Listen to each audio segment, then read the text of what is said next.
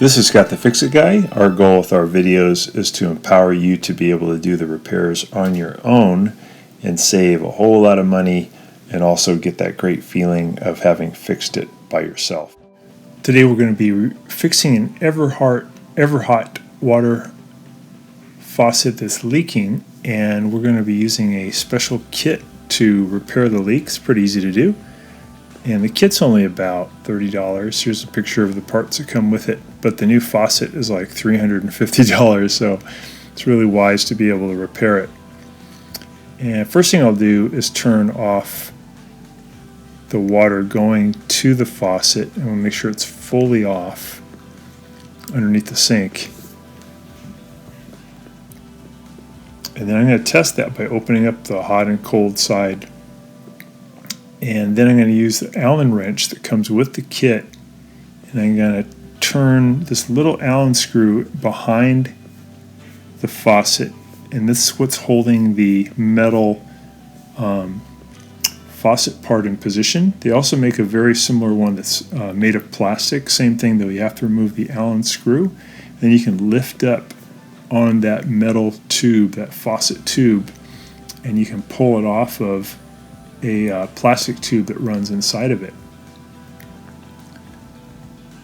And that's an important first step. So we turned off the water, we undid that screw, and then we pulled that tube off.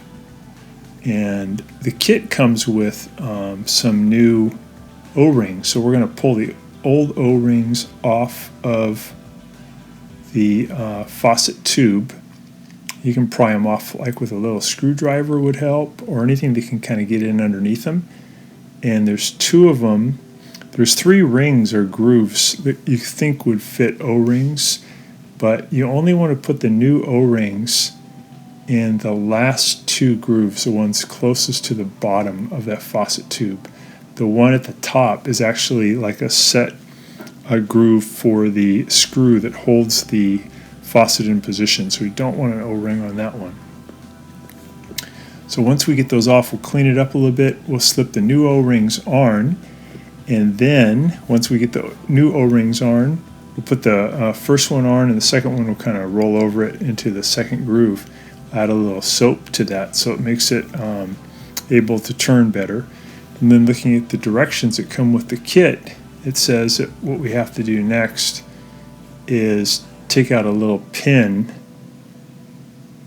and then push, this is the hot side, push this forward toward the plastic tube by about 1/4 of an inch, and we can lift it off. But you have to take out that little pin.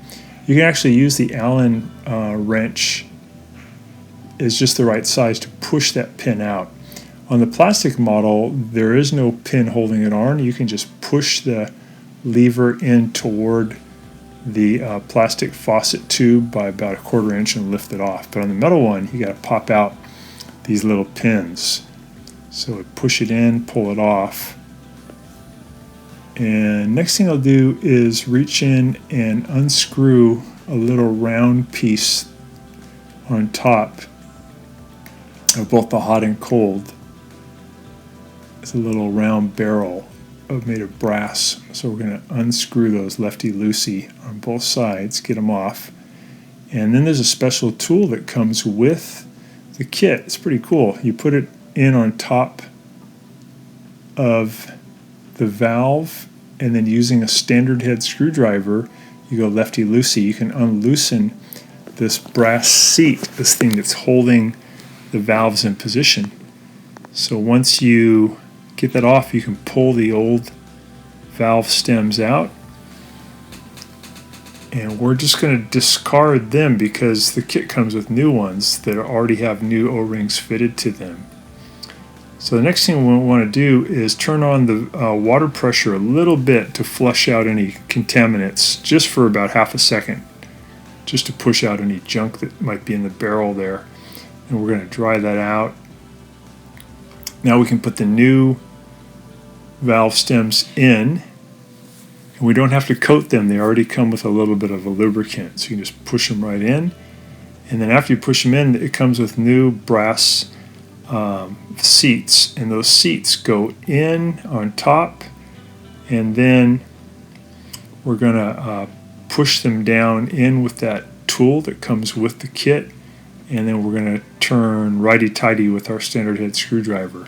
So those seats go on there first, and you put the chrome tool above it, and then you put your screwdriver on there and push down a little bit, about a 1/16 of an inch, push down and turn, and then keep turning until it's fairly tight, and that's going to give a watertight seal and keep that valve down in position with the brand new O-rings. So the next thing we do is we put those little brass barrels back on, and they just go on with finger tight. Actually, you're not even going to get them tight, you're just going to screw them on righty-tighty. There's two size barrels that come with the kit, and for most of these applications you want to use the bigger size for the hot and the big for the cold. And you're going to screw them on. Just put them on by hand. And then you want to leave them so that the barrel, which is kind of looks like a elongated barrel on the hot and the cold side, is not all the way down as far as it can go, but maybe 1/16 of an inch gap between the bottom of that brass barrel and the valve stem. And that's going to give you room to be able to slide those levers back on. You may need to do this procedure a couple times to get the adjustment just right on how far those brass barrels go down on the stem.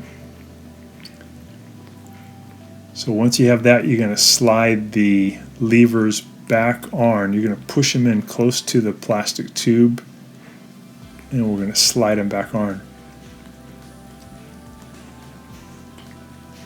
Just getting that faucet piece ready. So last two here, that's where you want the O-rings.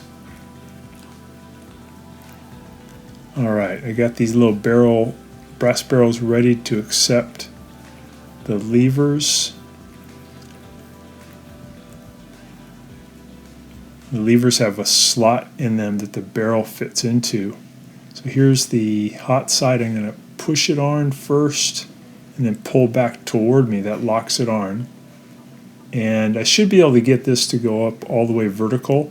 If it won't go up all the way vertical, you should take that brass barrel and unscrew it a little bit, unscrew it a few turns and try it again until you can get that lever to go straight up.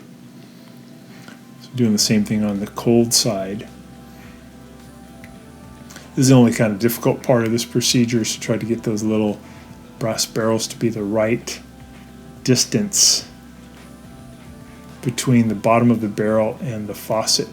And if you get it right, you should be able to lift up on the lever, and the lever should stay in the locked up position.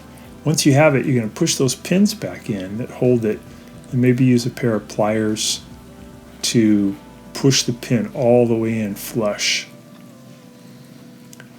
And the pin has a smooth side and a rough side. I'm going to put the smooth side in first, and I'll use a pair of pliers to just push it a little bit further to make it flush. So this is going to save you a whole lot of money. Instead of $300 and something for a whole new kit, you can repair this, and it's only going to be about $30. So now we're going to put the metal faucet back on. And again, some of these are plastic. Some of these kits are same model but plastic. We're going to push it all the way down in, and we're going to tighten that set screw on the back. That's what holds on that faucet spout.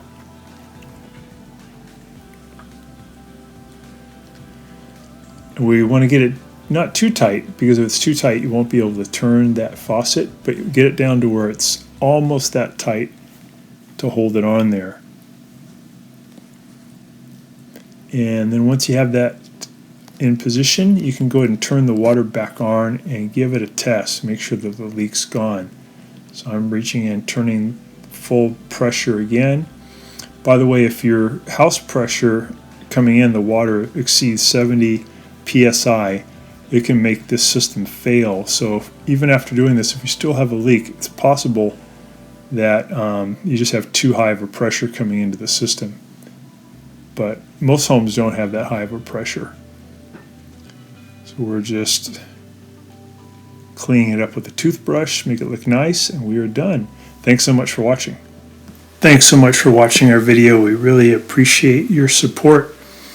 And when you get a chance, please press the subscribe button below so you can be subscribed, and also the notification bell so we can send you more videos about appliance repair. Please also give us a thumbs up if you enjoyed the video.